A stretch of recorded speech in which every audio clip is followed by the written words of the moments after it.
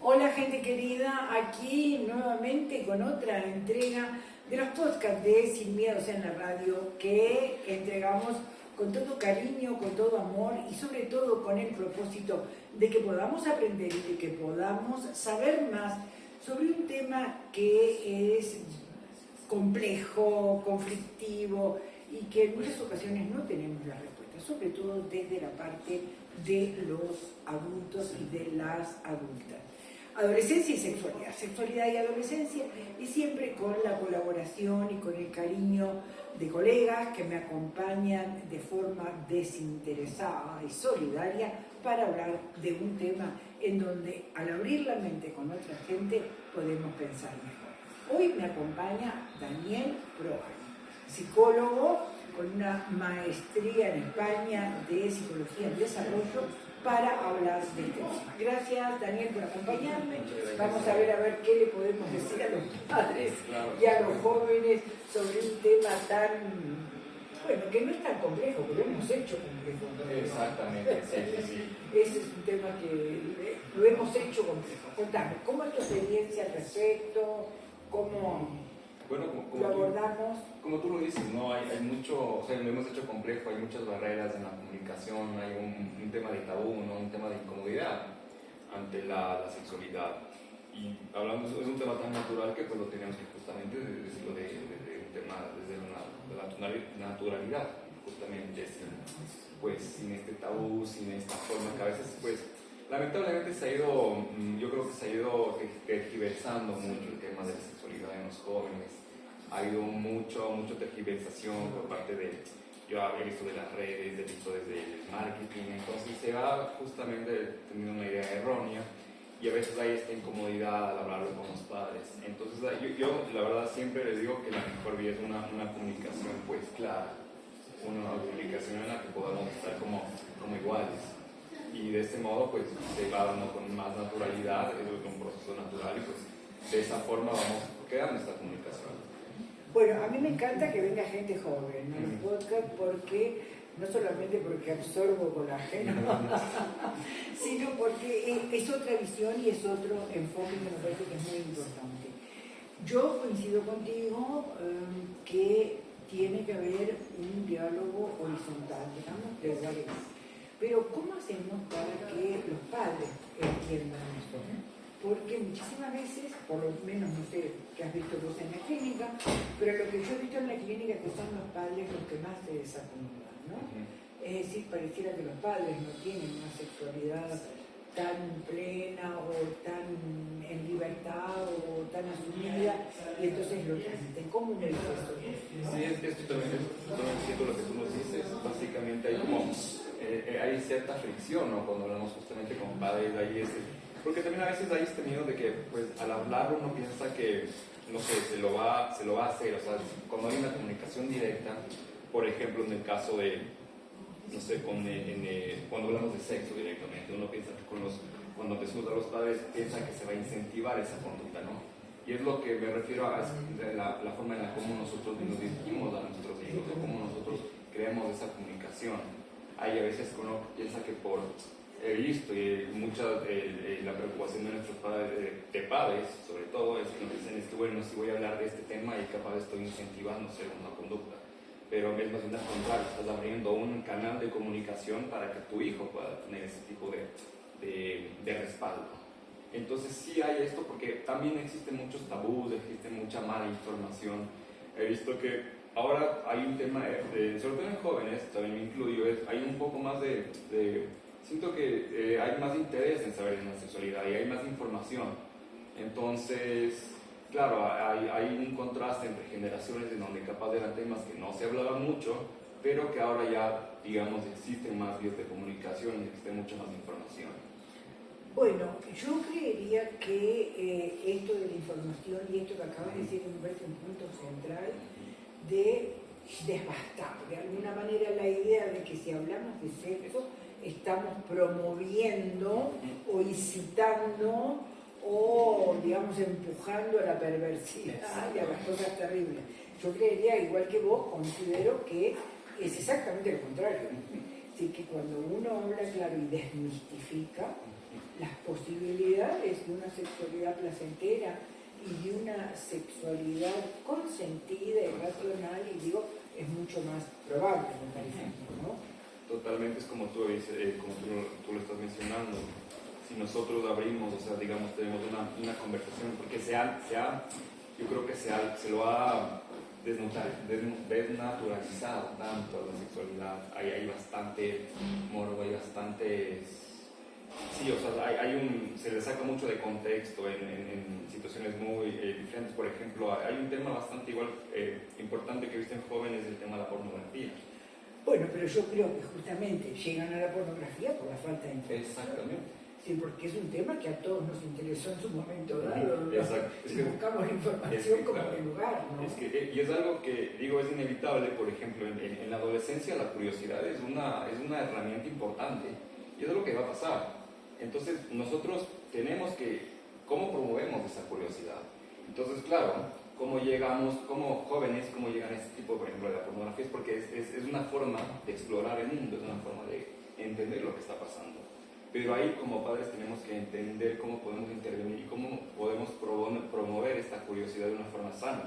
Y es dando justamente el respaldo, abriendo la comunicación, no cerrándonos de estos temas que pueden causar incomodidad. La sexualidad puede causar, porque a lo largo de la historia sí se ha visto que hay bastante pues, restricción por parte a lo largo de la historia, pero siempre es importante, creo que yo, es abrir, o sea, para mí lo importante es crear un canal de comunicación. Y desde lo que es un proceso sumamente natural, es algo que pasa y yo creo que de esa forma vamos un poco haciéndolo bien.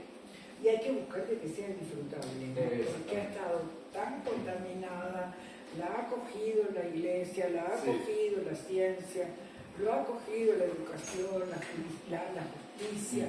Digo, todo el mundo ha puesto ahí como a la sexualidad como un dispositivo, como ese juego muy elástico y que todo el mundo ha hecho de ella lo que ha querido. Entonces a mí me parece que la comunicación es fundamental, como vos decís, promover la curiosidad de los adolescentes, conducir la acompañar. Pero yo creo que estamos en una crisis de amor también. Totalmente. Entonces, la comunicación también se da a partir de la comprensión del amor. Pero hay zonas muy disruptivas por ahí, ¿no? Exactamente, o sea, yo también creo que hay una crisis. Yo creo que también en parte se debe también yo creo que lo que he estado leyendo es también un poco el poco contacto que ya tenemos físico, o sea, el contacto presencial, ¿no? Lamentable, las redes lo que están haciendo es básicamente inutilizar estos contactos. Por ejemplo, he visto que ahora hay estas aplicaciones de citas. Estas aplicaciones de citas... Bueno, están al último grito de la moda, te voy a decir. Y vienen mucho también, he tenido jóvenes de consulta, y lo que he visto es que cada vez estas aplicaciones lo que hacen es inutilizar un poco, o sea, básicamente se saltan toda esta parte de, por ejemplo, de la seducción, el tema de también un poco de entender más allá de la persona de una fotografía. Bueno, me alegro que vos sos joven y lo digas, porque yo pensé que yo lo decía del puro día. No. Pero yo lo que digo es la seducción es mirarse, es olerse, no sé, viste, es otra historia, ¿no? Claro. Bueno, me alegro que... porque a mí los de las aplicaciones me parecen monstruosos. Sí. Literalmente monstruosos. Sí, es que es básicamente, o sea, es perder ese contacto, no eso que uno tenía que prepararse para una cita, buscar el lugar, o esa dinámica que existe. Ahora es tan simple, por ejemplo, es básicamente coger el celular, te gustó una foto de una persona y ya estás. Sí, ¿no? Y además después cuando te encontrás nada que ver, después no es peligro, ¿no? Exactamente, hay mucho riesgo. Eso me da un terror porque hay un peligro latente. Exactamente, sí, hay que estar pendientes porque existe básicamente que no coincide con la persona, las intenciones, no conocemos nada de esa persona. Claro, ahora fíjate una cosa, que estamos en un mundo muy convulso, por decirlo de alguna manera, porque estamos en un tema donde la pedofilia está instalada, en donde las violaciones son pan de todos los días, en donde, digo, hay como una cosa muy perversa con el tema de la sexualidad. Y nuestros jóvenes están ahí. Digo, abrís cualquier aplicación de noticias, cualquier información, y estamos, bueno, ahora con el tema por ejemplo, de la lista de Epstein, ¿no? Y de los, digo, es como muy preocupante. A mí como que, porque se instaló, como que la pedofilia se instaló, la violación se instala, y cómo deconstruimos todo eso, de saber que la sexualidad tiene que ser algo bonito, cariñoso, lleno de amor, placentero, no necesariamente para procrear, sino simplemente por el tema del placer. Ahora, ¿cómo hacemos con este mundo tan complejo? Es un buen tema el que tocas, y yo creo que es justamente, y es un tema súper interesante que dices desde el afecto, o sea, cuando el amor, yo creo que estamos en una crisis de amor, a nivel mundial. Exactamente, yo creo que cuando uno busca también estas redes, yo creo que se ha tergiversado tanto el placer, el sexo, que se le vende como un producto, se le vende como un producto más, y se lo ve tan vacío, porque en verdad es como tú dices, es una crisis de amor, porque al final lo que buscamos es esta interacción, es este afecto. Entonces tenemos que volver a promover ese afecto, ¿no? Es desde el amor propio mismo, desde el hecho de que uno tiene que, pues, promover esto, como yo te decía, desde esto que uno se prepara, se alista, sale a hacer algo, porque también el placer se ve algo como también hay un rechazo también, como tú dices, hacia el placer. Entonces siento que también a la sexualidad ahora lamentablemente yo lo veo como marketing, como un producto. Entonces se ha tergiversado mucho el discurso, y por ende también el discurso de una sexualidad plena, placentera, solo ha venido como un producto. Entonces yo creo que justamente el verlo desde o sea, es lo que coincido, es desde el amor, ¿no? Y es justamente la vía de comunicación desde el afecto, desde el amor. Y este amor se promueve con la curiosidad, una curiosidad sana, una curiosidad acompañada con los padres. Es algo importante. Sí, y además también tenemos que reconstruir el tema del amor de la telenovela, ¿no? Exacto. Porque bueno, contigo pan y cebolla, contigo para toda la vida, no. Estamos hablando de un amor puntual, de un amor específico de lo que significa una relación sexual, ¿no? Exacto. Y entonces a mí me parece que todo esto, cuando estamos carenciados de esto, entonces es una distorsión. Sí, totalmente. Todo se transforma en una distorsión terrible, que es lo que planteo del mundo convulso, ¿no?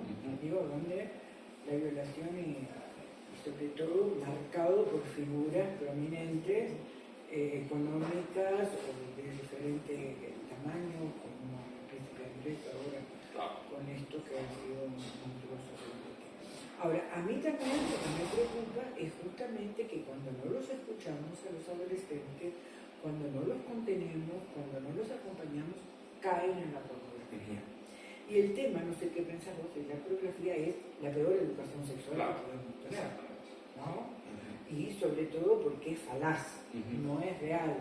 Entonces hay elementos ahí como que se van introduciendo que me parecen peligrosos. ¿Cuál es tu opinión y cómo combatimos? Combatimos la pornografía, sí, está bien la palabra, combatirla, sí. Totalmente, o sea, la pornografía es la peor, como tú dices, la peor forma de educarse sexualmente, porque, como te digo, se le vende como a la persona como un producto, es irreal. Un objeto. Es un objeto, es irreal lo que está pasando ahí. Entonces se pierde, y a veces se tiene una idea muy distorsionada. Por ejemplo, estaba leyendo hay una correlación, por ejemplo, entre los casos, o este boom de desaparición. Hubo un caso de una chica desaparecida en México, y pues, bueno, hubo bastantes desapariciones de mujeres de México, y decían que mientras coincidía que, por ejemplo, en las búsquedas que tenían las personas, en búsquedas, por ejemplo, que tenían en pornografía que se relacionaban con incestos o violaciones, es decir, escenas que simulaban, es en donde más desapariciones existían de estas chicas. Entonces, la pornografía sí distorsiona mucho lo que es una relación. Es lo que tú decías, por ejemplo, hablamos ya de temas de dinámicas de poder, pero totalmente disparejas, en donde hay una distorsión muy distinta de la pornografía. Entonces, la pornografía sí es súper nociva porque nos crea una noción muy, yo diría como aberrante o muy distorsionada de lo que sería una relación, porque se lo vende como un producto, algo irreal, no tiene nada.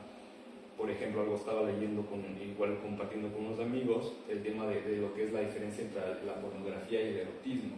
En el erotismo es el cuerpo, es mucho más con los sentidos, es mucho más, por ejemplo, con lo que hablamos de la seducción. Sí, lo artístico, digamos, pero es lo artístico. Exactamente, lo artístico. la pornografía no te venden a dos personas y es un producto. Eso me parece una definición buena, son objetos. Son objetos. Son objetos de venta. Sí. Eso Exactamente. me parece una buena definición. Bueno, y cuando el sujeto se transforma en objeto ya sabemos lo que pasa. Exactamente. Obviamente. Totalmente. Ahora, fíjate que son noticias de todos los días. Entre ayer y hoy, aparece esta iglesia en México, en Antioquía, en Colombia, perdón, en Antioquía, una iglesia que estaba funcionando con menores raptados. Entonces, una iglesia ortodoxa judía en donde se abre, se destapa una situación donde estaban los menores que estaban de todos los países raptados, bajo la cobertura, bajo la apariencia de una religión. Entonces, eso cae esto a través de la búsqueda de migración. Pero esto es lo que yo te digo, es que todos los días tenemos una noticia en relación a una sexualidad distorsionada, sí, como bien decimos, de la pornografía, y como en los límites, ¿no? Es una sexualidad muy vapuleada, por decirlo de alguna manera, muy maltratada. Sí. Una cuestión así, me parece. Ahora, ¿cuál sería la solución? Además del amor, además de la comunicación. ¿Qué hacemos con las escuelas? ¿Y qué hacemos no solamente con las escuelas, sino con los profesores? Exactamente. Con los maestros. ¿Qué hacemos? O sea, primero, yo creo que es saber que estamos viviendo una nueva época. Saber que lamentablemente muchos de los programas siguen repitiendo discursos que pues ya no van acorde a la actualidad, ya no, como que ya no encienden el interés de los jóvenes. Entonces necesitamos buscar nuevas formas de atraer la atención de los jóvenes. O sea, estamos viendo que, por ejemplo, como lo sientes, la pornografía está enfocando la atención de los jóvenes. ¿Cómo podemos hacer que vaya para el otro camino? Entonces es un poco buscar nuevas estrategias con los mismos padres, de romper con los mismos tutores, padres, docentes de los colegios, sobre estos mitos que son tan arraigados que también es difícil, ¿no?, romper con estas ideas y enseñar a los jóvenes. Entonces sí, también viene con una educación desde la educación con los docentes, justamente desmitificando muchas cosas, ¿no?, desde el placer, lo que es natural, desde el amor propio, desde el amor, pero yo creo que es ir viendo y adaptándonos a la época en la que estamos viviendo, sacando nuevas herramientas. Yo creo que una buena forma, ahora que ya hay la información, yo siempre digo con los jóvenes, ok, ¿cómo abrimos esa red de comunicaciones? Un poco interesarnos en lo que están haciendo los jóvenes. Yo creo que ahí, o sea, con los chicos o con los que he trabajado, pues es un poco hablar qué es lo que está pasando, ¿no? ¿Sabes qué? ¿Cómo te fue en el colegio hoy? O justo temas como los que estamos hablando, o sea, los jóvenes son los que más enterados están de estas noticias. ¿Qué te parece de esto, por ejemplo? Oye, pasó esto, pues, ¿qué opinas? Y ahí podemos empezar a entablar una comunicación. Sí, y fundamentalmente de que tantos adultos, padres como adultos, profesores, podamos sacar la sexualidad de donde está y ponerla, sacarla de la vergüenza, sacarla del tabú, sacarla de toda esa conformación que históricamente se le ha dado para ponerla en un lugar natural. Exactamente. ¿No? Tener sexo es un lugar.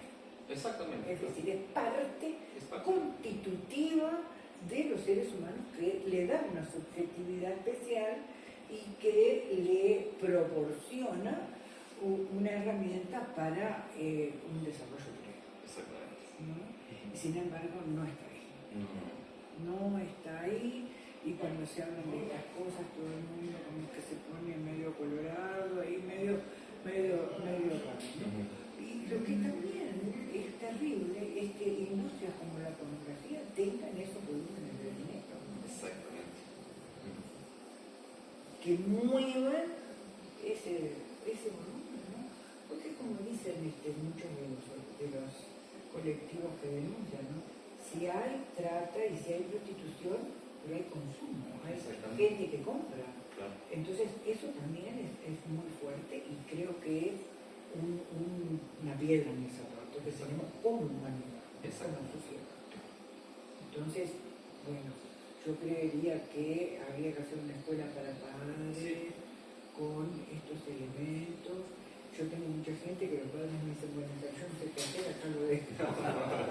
Y esto me parece súper inteligente, súper bueno, ¿no? Porque por lo menos reconoces tu incapacidad. Exactamente. Mi precioso, muchísimas gracias por haberme muchas acompañado. Ha sido un placer conversar, sobre todo con los jóvenes. Sí. Yo no estoy tan equivocada, entonces, porque me parece que son temas trascendentes que tenemos que estar junto a la población para poder dar elementos de sabiduría y de camino, ¿no? Amor y comunicación. Exactamente, sí. Muchísimas gracias, gente hermosa.